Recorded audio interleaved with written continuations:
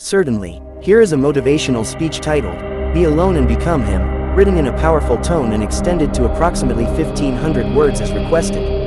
There comes a time in every man's life when the noise of the world no longer serves him, when the applause begins to fade, when the validation dries up, and the company he once kept becomes a distraction rather than a direction. That moment is not a curse, it is a calling. That silence is not emptiness, it is opportunity. And in that stillness, in that aloneness, you are faced with the one person who can change your life completely, you. The title, "Be Alone and Become Him," is not a poetic suggestion. It is a command, a war cry, and a challenge to strip away every excuse, every dependence, and every mask, until all that remains is the raw potential of who you were meant to be. To be alone is not to be lonely. It is to choose solitude over superficiality. It is to silence the chorus of mediocrity so you can hear the voice of greatness within. When you are alone, truly alone, not scrolling, not watching, not entertaining distractions, you begin to see what you really are. You begin to understand your weaknesses not as permanent flaws but as invitations to grow. You see your fears not as walls but as thresholds. You meet the version of you that you've avoided. And if you face him, if you accept the pain of honest reflection, you can become something unstoppable. But most people never reach that place. Most people are addicted to comfort, to companionship, to constant engagement. They fear the silence because they fear what it will reveal. They chase people, trends, and pleasures to avoid confronting the work required to become exceptional. But you must not be most people. You must welcome isolation like a monk entering the temple. You must embrace it like a warrior sharpening his blade in the dark, away from the crowd. Because while the world dances in distraction, you will be building something indestructible, yourself. Being alone is not passive. It is not retreat. It is strategic, it is active, and it is intense. It is hours spent in books, in sweat, in failure, in planning, and in relentless pursuit of excellence. It is you against you, and in that battle, you discover power. You discover that you don't need constant reassurance.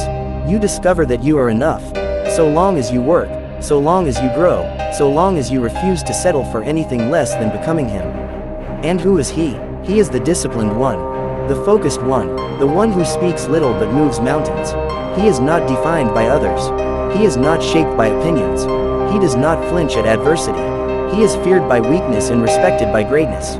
He walks into rooms and the energy shifts, not because he demands it, but because he earns it through consistency, through integrity, through relentless self-mastery. To become him, you must die to who you were. You must shed the skin of excuses. You must bury the boy who needed validation and raise the man who creates his own legacy. You will have to sacrifice. You will have to walk away from people who do not understand. You will have to endure days, months, maybe even years of being misunderstood. But that's the price of transformation. You cannot evolve while staying comfortable. You cannot rise while clinging to what keeps you grounded. And so you go alone, not because no one supports you, but because support cannot carry you to greatness. Only self-discipline can, only obsession can, only solitude, strategy, and self-conquest can. There is beauty in becoming the man who no longer needs the world to be okay with his journey. There is power in no longer seeking acceptance, because you've accepted yourself. Not as you are now, but as the man you are. Building, and every day you rise, every representative you complete, every hour you grind alone while others sleep, you are chiseling that man from the marble of mediocrity. You are creating him with your pain, with your patience, with your persistence. Understand this. No one will hand you your destiny. No one will save you. No one will feel your hunger like you do. And no one, absolutely no one, can become him for you. That's your fight. That's your responsibility. And that's your privilege. To suffer now so you can stand later.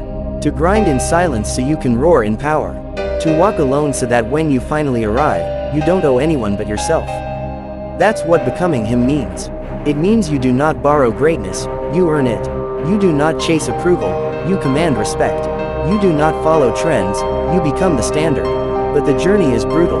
There will be moments when quitting looks easier. There will be nights when doubt screams louder than ambition. There will be people who mock your discipline, who don't understand why you disappear, why you say no to distractions, why you're so obsessed.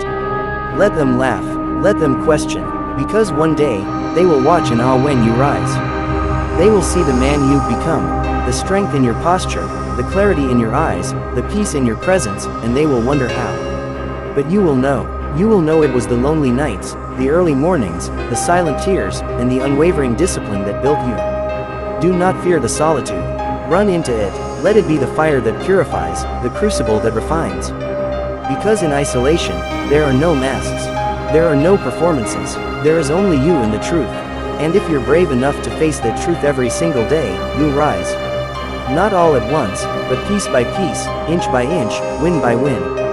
You'll stop looking for permission. You'll stop asking for opinions. You'll stop doubting your worth. And instead, you'll start executing.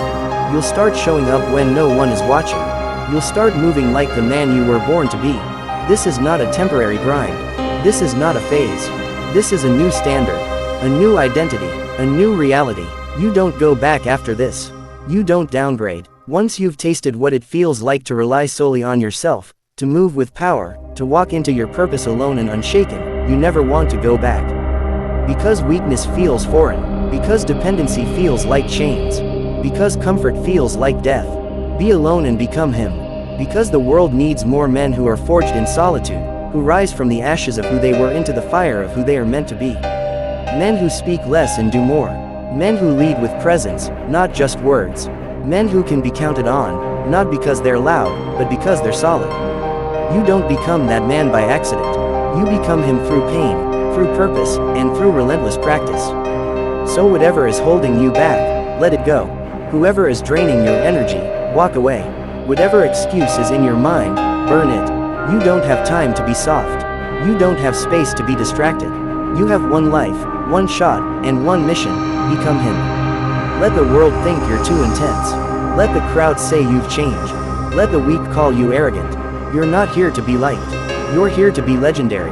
And legends are not made in comfort. They are not built in noise. They are not born from crowds. They are forged in fire, in silence, in solitude. So be alone, not to escape the world, but to prepare for it. Be alone, not to run, but to return stronger. Be alone, not to shrink, but to evolve. And in that aloneness, push. Push through the pain. Push through the silence. Push until the man you see in the mirror no longer reflects the boy who started the journey, but the warrior who finished it. Be alone and become him. Because no one else can. And because once you do, the world won't just see the difference. It will feel it. Let me know if you'd like a version in a specific voice, like that of a coach, philosopher, or speaker like David Goggins, Jocko Willink, or Jordan Peterson.